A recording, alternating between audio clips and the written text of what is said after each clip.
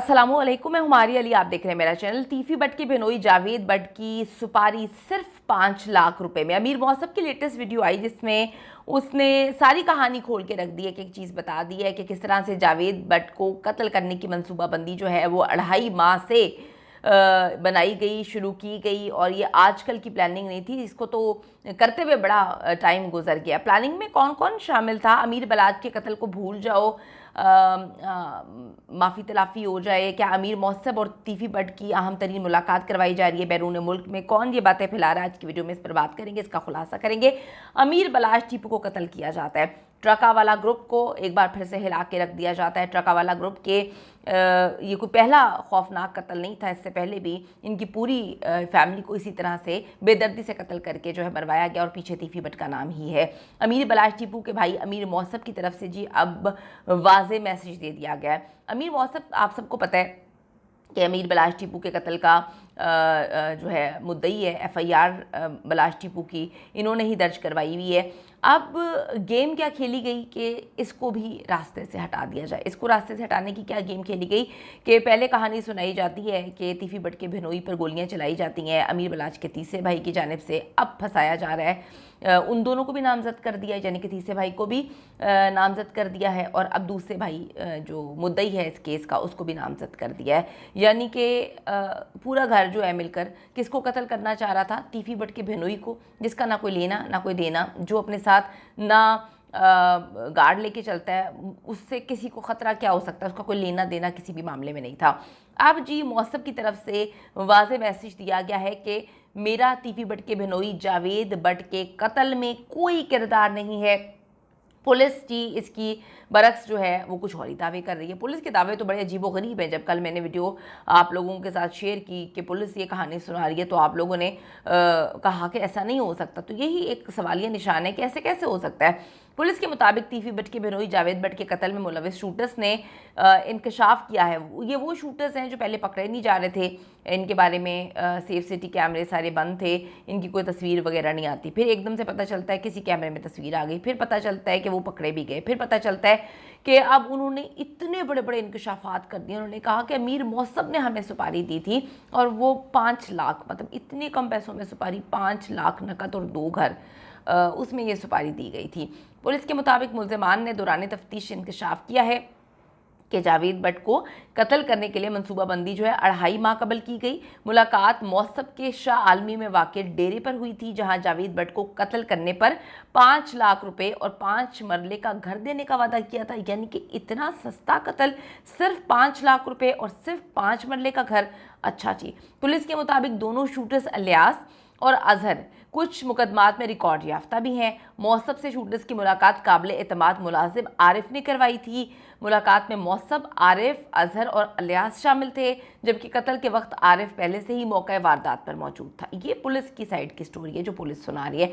आप लोग फिर नीचे कहानियाँ सुनाना शुरू कर देते हैं कि आप किस तरह की जर्नलिस्ट हैं। मैं आपको वो बता रही हूँ बात जो पुलिस से हमारी बात हुई, पुलिस रिपोर्ट कर रही है, पुलिस ने हर अखबार में यही बात देकर बयान छपवाया है। अब जी पुलिस की जानिब से कहा गया कि मुल्ज़िमान ने इंकशाफ किया कि जावेद बट को कत्ल करने से पहले रैकी के लिए रिक्शे का इस्तेमाल किया गया। 15 रोज़ तक जावेद बट के घर के बाहर गली में सवारियों के इंतज़ार में खड़े होकर इसने रैकी की। लेकिन ये तो बड़ी अजीब सी बात है कि जावेद बट साहब की अगर हम बात करें, वो तो उस दिन भी अपने बेटे के बच्चों को जो है ऐसी घर के किसी बच्चों को लेने गए थे स्कूल के लिए, तो उनको इतनी रैकी करके मारने की क्या ज़रूरत थी? वो तो निडर थे, वो तो घर से बाहर, मतलब उनको तो कोई जान का कभी खतरा नहीं था, वो अपने सारे काम खुद करते थे। वो तो हर वक्त जो है अपने कामों के लिए अपनी गाड़ी पर अकेले निकलते थे। ना कभी आज तक उन्होंने अपने साथ सिक्योरिटी गार्ड रखे, जो हमारी इतलात है, ना उनको कोई गार्ड्स फराहम किए गए, ना उनको कभी ज़रूरत महसूस हुई, और ना ही उन्होंने कभी अपने पास कोई गन वगैरह रखी।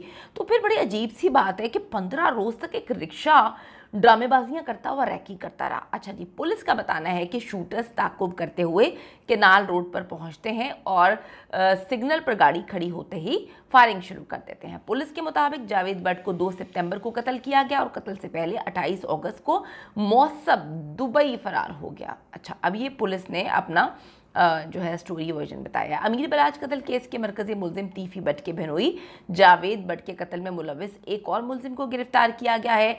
Organised crime unit Model Town हुकाम के मुताबिक गिरफ्तार मुलजिम की शनाख्त जो है वो अफजल के नाम से हुई है। अफजल को OCU मॉडल टाउन यूनिट ने कसूर के करीब वहाँ से गिरफ्तार किया है। यार कितना अच्छा काम करती है पुलिस, वहाँ से कसूर से गिरफ्तार किया है और इससे पहले जो है एक को खैबर पख्तूनख्वा से गिरफ्तार किया है। इसी तरह काम करती रही पुलिस, तो यकीन करें पंजाब पुलिस जो है उसके बड़े अच्छे रिमार्क्स लोगों के हो जाएंगे उनके बारे में कि वो बड़ा अच्छा काम करती है। अब जी जावेद भट्ट की घर से जाए वकूआ तक रैकी अफजल ने की, ये पुलिस बता रही है। फिर पुलिस बताती है कि जावेद भट्ट के कत्ल के बाद अफजल जाए वकूआ से फरार हो गया। पुलिस जावेद भट्ट के कत्ल में मुलविस आरिफ नामी मुलजिम को भी अभी तलाश कर रही है। तो ये 5 लाख की कहानी जो है किसी को हज़म होती है तो बताइएगा, आप में से किसी को अगर हज़म हो रही है कि 5 लाख रुपए के लिए जो है ये कत्ल, अच्छा 5 लाख रुपए के लिए इतने बड़े ये जो कातिल हैं इन मतलूब भी हैं और ये बड़ा जो है इनके बारे में कहा पुलिस ने कि जी ये तो ये है वो है, वो 5 लाख रुपए और 5 मरले के घर के लिए कत्ल करते। अमीर बलाच की रैकी करने के लिए एहसन शाह ने करोड़ों रुपया लिया था। सिर्फ रैकी करने के लिए एहसन शाह ने करोड़ों रुपया लिया था।